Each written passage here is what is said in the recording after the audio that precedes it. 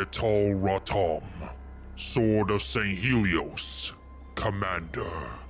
Record of Reconciliation, Entry 175.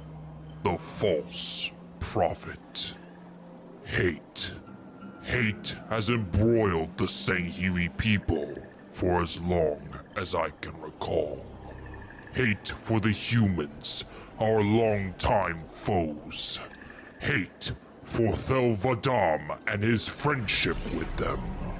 And hate for all those who have chosen a life without the Forerunners in their hearts. And it has grown ever stronger since the end of the war. It has turned our once glorious homeworld, St. Helios, into a war-torn, ravaged planet. Keep against keep, kin against kin, brother against brother. All this because of hate. I was one of such ilk, a warrior of Kuro Keep. I was there, in the halls of Mdama Keep, where Ratam preached his peace with humans. Like all prideful fools, all I heard was treason and betrayal. And I was not the only one. Within those hallowed halls, there was one who voiced the loudest against the Arbiter. Ghetal Mdama. He railed against the humans with a fire that lit my warrior soul. What a fool I was, believing in his words. For in the years that followed, he brought our people nothing but deceit, war, and death, much like the Sanshum. He may not have started the bloody years, but he waged a sort of war unseen since the formation of the Covenant. But who was he really?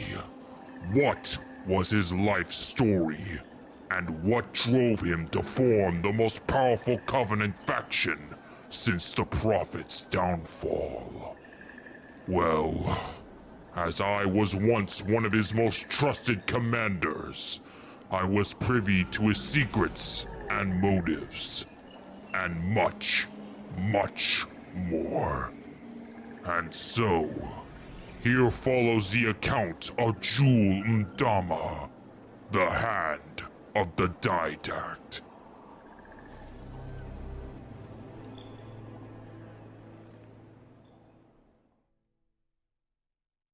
The warrior who had bore that ridiculous title was hatched during the twilight period of the 23rd Age of Doubt in the rural city-state of Mdama on St. Helios. Since the day he could stand, Ghetal Mdama was trained in the art of combat, and he, like all Sangheli males, would enlist into the military of the Covenant Empire. He distinguished himself well, for in the latter years of the War of Annihilation, he would become the shipmaster of the Varric pattern heavy cruiser, the Blight of the Profane, under the title of Ghetal Mdama-e. Beyond his military service, he made great strides in the political arenas in the state of Mdama, becoming one of its youngest elders and the Kaidan of Beacon Keep. He was mated to a proud female named Rhea and sired 2 sons from her clutch, Dural and Aesum. But, in keeping with our traditions, the fledglings and their father were kept ignorant of their true lineage in order to keep the exchange of power by way of deeds, not by blood. While away in service to the Covenant in its war against the humans, he entrusted the governance of the keep into the hands of his wife and her grandbrother, Naxon. Though never a pious Sangheli, Ghetal carried a deep contempt for the humans, for in his eyes, they were no different than that of the Flood, ever expanding to fill every available space they could find, devouring all in their path, except they can plan and wait and persuade with clever arguments, which in his eyes made them even more dangerous. For many cycles, Jewel served the Covenant dutifully. That is, of course, until the Sanshum betrayed our people when the Great Schism erupted at the closing period of the Ninth Age of Reclamation.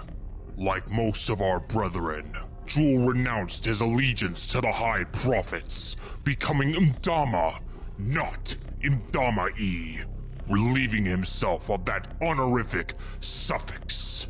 In time, the betrayal of the prophets was answered with fire and blood, and following the death of the High Prophet of Truth, the Covenant Empire was shattered into many pieces, scattered to the four winds.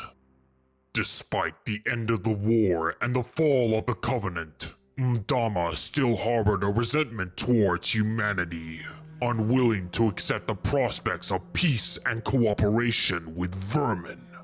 But he was no fool. He recognized the human will and determination to survive, and even saw it as admirable, if not begrudgingly.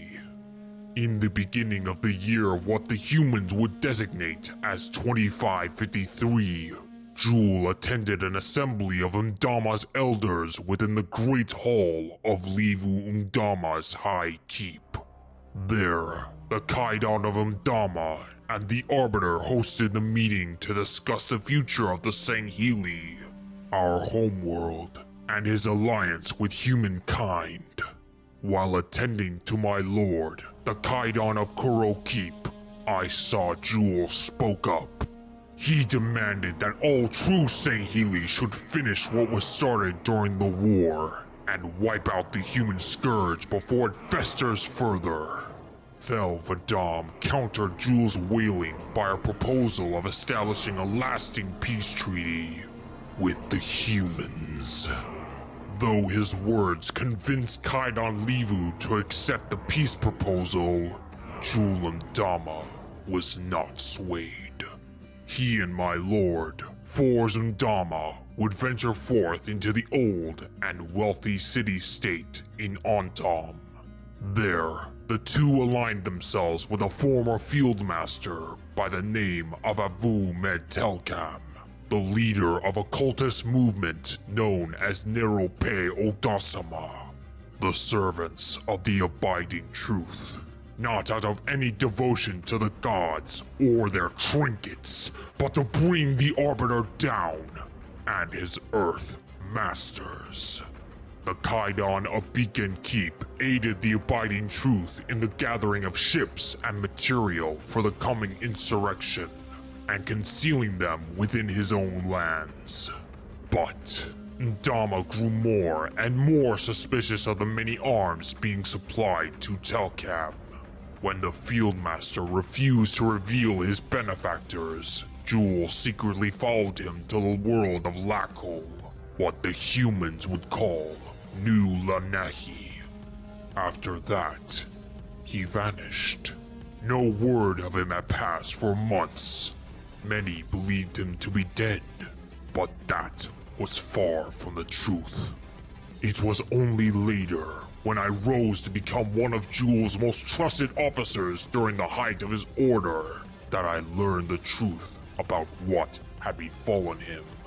On Lakhol, he discovered that Avu was being armed by none other than humans, operatives from the Office of Naval Intelligence, acting in direct defiance of their government's accord with the Arbiter. Jewel was horrified to learn this revelation, but unbeknownst to the former shipmaster, he was being stalked as well. A Spartan demon captured Mdama, and he was transported to a shield world of the Great Ones, where he was subject to multiple experiments. From what Mdama described, these humans were plotting to eradicate the Sanghili, and he was thus fed genetically modified food from Sanghelios. Day by day, They forced him to consume their poisonous feed, and with every bite, his body weakened. But still, he did not die. He spat in the face of death and endured all poisons the humans gave him. During his captivity, he encountered a Huragok under the charge of the humans. This creature, known as Prone to Drift, revealed to Jewel the existence of a powerful warrior god, known as the Didact, and how he was imprisoned within a shield world for his transgressions against the Forerunners. He also discovered a portal which could open a path to other worlds. Once he regained his strength, he forced the Huragok to remove his explosive harness and proceeded through the portal towards his freedom. But this portal hadn't led him to St. Helios. Oh no, he was teleported far, far away to a remote frontier world along the periphery of St. Heli territory, Hesperos. Upon his arrival, he was greeted by a small army of armed warriors, led by an elderly Khaidon called Panam. Though never godly, he feigned as a champion of the Forerunners, and that humans had captured him in a temple site on another world, and the gods granted him passage to their planet. Through the old Khaidon, Mdama discovered that the Hesteron St. Heli colonists remained completely ignorant of the events of the Schism and the Arbiter's pact with humans, having been cut off from the Covenant for over a year. With his aid, Jewel established contact with Beacon Keep, where he received the grimmest of news. His mate, Rhea, was dead. Following Jewel's abduction, she went to join Telcam in the search of her husband during the siege at Kolar, an event which sparked the Bloody Years, the civil war that would engulf our people for years to come. Many of his forces were killed when a mighty human warship intervened to save the Arbiter, and sad to say that Rhea was counted amongst the fallen. Riddled in grief and rage, he discovered the coordinates to the world that Didact was imprisoned. The world known to the Forerunners as Requiem. Filled with newfound purpose, he vowed to awaken this holy warrior no matter the cost, with the sole purpose of destroying mankind, not on the behest of gods, but for his own thirst for vengeance. It was here, upon the world once known as Silent Homage, that a new order was born. A new covenant, one with no prophets, with no sights of fulfilling the great journey, and with no mercy upon any they saw as infidels. Over the years, Mdama rallied many to his banner, all under the guise of a pious zealot. From a small and diminutive Ungoi, to the greedy Kikiar scavengers, to the towering Mechalegolo, and tried and tested St. Heli warriors. I myself amongst them, unfortunately. Even some Jirohanai packs swore to Mdama's service, though these were few and were rarely deployed on the battlefield. Our supreme leader managed to assemble a great armada for our journey to Requiem, exactly where the Forerunners had foretold it would be. For the next 3 years, he and our Covenant forces tried to enter this holy planet, but to no avail. But then, one day, the veil had finally opened, and the faithful were granted passage into the land of the Great Ones. This, as Mdama had declared, was actually due to the arrival of a human vessel, an event which had seemed to interest the warrior god who had slumbered within this world for millennia. The Didact. The human's arrival, heralded by the demon himself, represented a perfect opportunity to test the might and worthiness of the Covenant against its enemy's greatest hero. And the prospect of pleasing one of the gods in the flesh was one that inflamed the spirit of zeal within our hearts. Upon setting foot on Requiem's inner surface, it felt as if High Charity itself was but a pale imitation compared to the seat of the gods themselves. And it was only the beginning. Now Jewel was determined to reach the core of this holy place, to awaken the Didact. But his sworn guardians, his Prometheans, barred our way. They were sent to further test our resolve, our mettle, and our faith. But we were not deterred. We battled them fiercely from the debris of our fallen ships all the way to the Warrior Key Chamber, where the demon had awakened the Didact. I was there. I saw this foreigner, full of power, majesty, and dread. He delivered his judgment, declared the return of the gods, and upon his departure transported the worthy warriors who had fought to the core of his holy world to a sanctum called the Refuge. You are Singhili, he thundered, loyal and strong, even in your second form. You will serve well. It was here that Mdama was anointed as the hand of the Didact, and it was here that the Covenant and the Prometheans joined as one, united under a living god and his chosen vicar. We accompanied the Didact as he departed Requiem in our shared quest in eradicating humanity. First upon a human space station orbiting a sacred ring, to reclaim a divine weapon stolen by the vermin. Then, upon their very homeworld, laying down the wrath of the gods upon their cities. But the demon had pursued us every step of the way and infiltrated the Didact ship. Then, this holy vessel was rented asunder, and its commander, the Didact, our god, was gone. But that was not the end of his hand. Having been bequeathed Requiem by the warrior god himself, Mdama began the process of turning this hollow sphere of heaven into our new home. This world had become a symbol of everything we had hoped to achieve. Our growing covenant was finally becoming something that was strong, something that was permanent. Our alliance hadn't just risen above the covenant of old.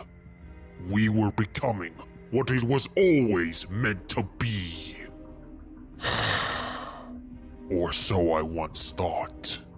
In the months that followed, however, this growing power did not come without cost, as splits within the newly combined forces soon exploded into violence as the newcomers competed for prestige and influence. Nevertheless, Mdama managed to sway many neutral Singhili worlds to his side, and even began secretly making preparations for an assault on Singhelios itself, hoping to take it from the Arbiter's clutches. Yet, he could not sway his former allies within the servants of the Abiding Truth to join his cause. The servants maintained their independence despite their many losses at the hands of the Arbiter and his swords of Singhelios.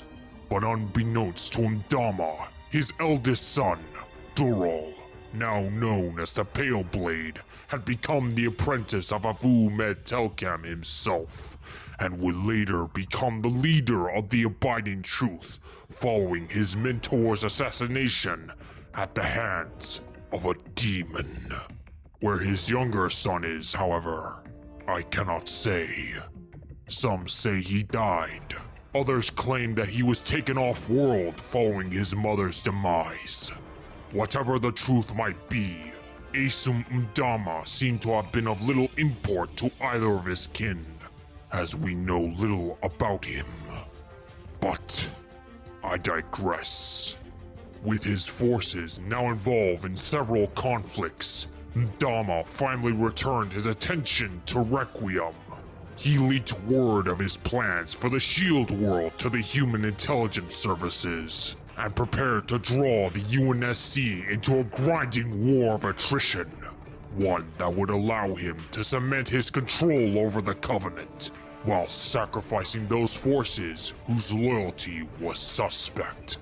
Taking the bait, ONI dispatched their mightiest warship, the very same vessel that laid waste to Telkam's assault on Vadam years ago. The very same vessel which faced the Didact's warship and lived to tell the tale. The Infinity. The foes from without had now come to claim the home of the gods, a home which was shared with the worthy. And so, the war for Requiem had begun. As fierce battles were waged across the inner surface of Requiem's hollowed shell, Mdama captured 2 key human scientists in order to awaken a shrine which contained the essence of a goddess known only as the Librarian, the Didact's consort. With her divine knowledge, she could lead the Covenant to powerful weapons and ships, enough to wage the kind of war unseen since the end of the War of Annihilation. The first scientist Mdama captured was a bubbling fool called Glassman. Chained and imprisoned, this human proved worthless to the cause of the Didact's hand, and would later escape with the aid of a Spartan. His lieutenant, Ghetal, gave chase to deliver Jul Mdama's retribution, but he would fall at the hands of the demons. The second human Jul abducted was none other than Catherine Halsey herself, the mother of the demons. He sent his Promethean forces to capture the Doctor during an assault on the human craft. This one proved more clever than the last, for she succeeded in activating the shrine, and the human woman entered it to speak to the Librarian herself. There, this holy deity bestowed upon a powerful key to Halsey, one that led to a source of infinite knowledge, the Absolute Record. Once the woman returned with the key, demons emerged from the shadows and struck. One half of the key was lost to the humans, while the other remained in the hands of the faithful. Once Jul Mdama claimed his prize, he sent Requiem into a collision course with the nearby sun, for he would sooner see it destroyed than lost to infidels. Our forces departed, and Jul Mdama forged something of a partnership with his human prisoner. Though her arm was lost in the demon attack, she agreed to aid the Didact's hand in finding the Absolute Record, vowing vengeance upon her former compatriots. She then offered the key to Jul, and he accepted it gladly. In the years that followed, it was said by some that this was a test from the gods to test Mdama's resolve, and he failed, bringing misfortune onto the Covenant forever onward. Curse or no, I held no trust for this woman. She was treacherous and lacked all honor, serving her own agenda. She cared little for our cause, and if she could betray her race to extinction, what was to stop her from betraying us as well? Worst of all, she was human. And it seemed my misgivings were shared by others, along with that of Requiem's destruction. Following our withdrawal, many of our brothers emerged to challenge Mdama's leadership over the Covenant. For how could the Didact's hand destroy a world that was once the home of the ancients? The malcontents rallied behind a fanatical fool named Sunaion. Once a zealot commander in the Old Covenant, he saw himself as the true hand and incited a rebellion against Mdama's rule. Fortunately, the Pretender's followers were few and could not withstand the Promethean onslaught, still obedient to Mdama's command. The rebels were laid low, and Neon was taken into custody soon after. And all the while, Halsey retrieved the other half of the librarian's key for the UNSC, and the coordinates to the record was revealed. With the rebellion crushed and the path to the absolute record clear, the hand of the Didact ventured forth into the darkness to uncover the secrets of gods. Unbeknownst to him, the humans followed his trail, and while attempting to treat with the Oracle of the Record, a firefight ensued. Unwilling to surrender this holy repository to the humans, he had the facility glassed and retreated back to the fleet. Yet in all this time, the usurper, Sunaion, was freed from his bonds and led a mutiny aboard one of Jules' most powerful warships, the Breath of Annihilation. And it was thus that the rebellion was born anew. Matched against Mdama's flagship, the Song of Retribution, the shipmaster was unable to reclaim the breath, and, like all cowardly Nishum, Neon crept back into the shadows of Sangheli-controlled space. It was at this time that I grew weary of Mdama's endless prattle on Covenant supremacy and human weakness. And I saw enough of war and carnage, and had thus lost my taste for inflicting it.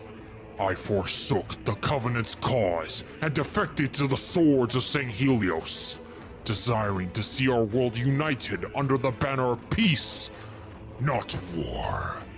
In the months that followed, Mdama's sights once again returned to Sanghelios.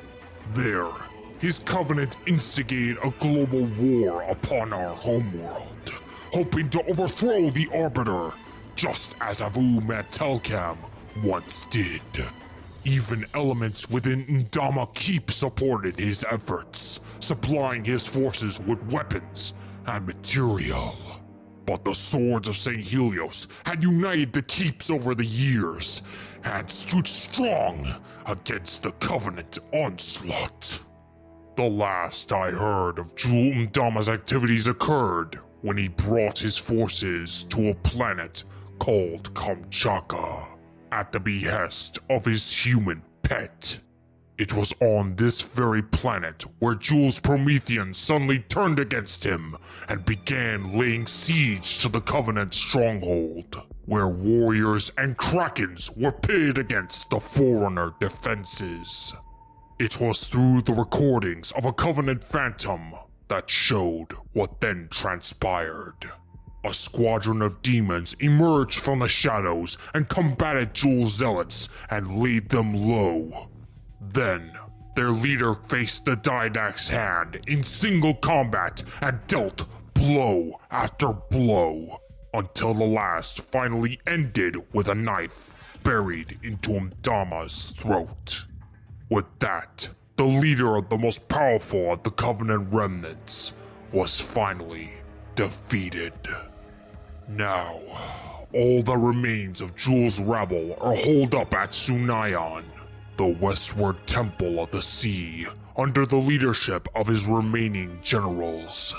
The Arbiter has assembled a mighty force to deal the killing blow to this last ember of the Covenant. I should relish in the coming battle, but they were once my brothers. Hate, that is what began this civil war. Jul Mdama's legacy thrives upon it, yearns for it.